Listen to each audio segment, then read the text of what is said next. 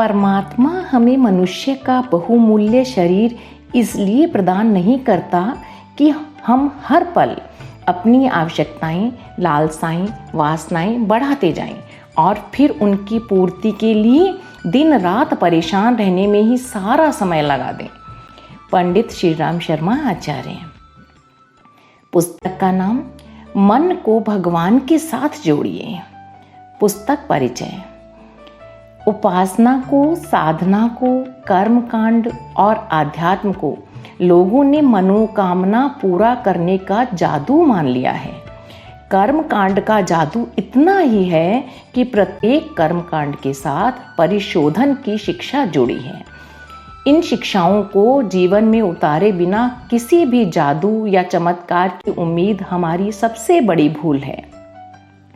प्रस्तुत पुस्तक उन लोगों के लिए एक सच्ची मार्गदर्शिका के रूप में कार्य करती है जो लोग अध्यात्म के मार्ग पर चलना चाहते हैं या चल रहे हैं, लेकिन सही मार्गदर्शन के अभाव में वांछित परिणामों से दूर केवल भटकाव ही उनके हाथ आता है और फिर शुरू होता है अविश्वास, असमंजस और शंकाओं का सिलसिला।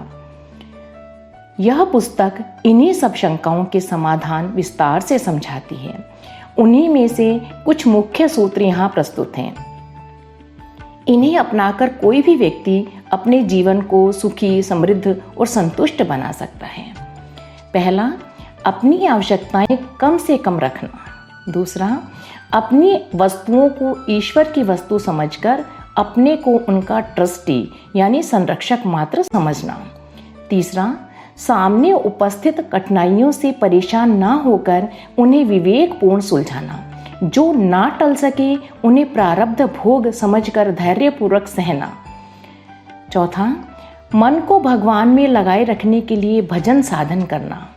पांचवा, अपने कुविचारों, दुर्गुणों तथा अपने अकर्मों को हटाने तथा घटाने के लिए निरंतर प्रयत्न करना।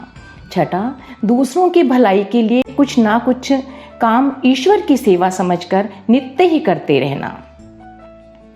पुस्तक के कुछ मुख्य अंश।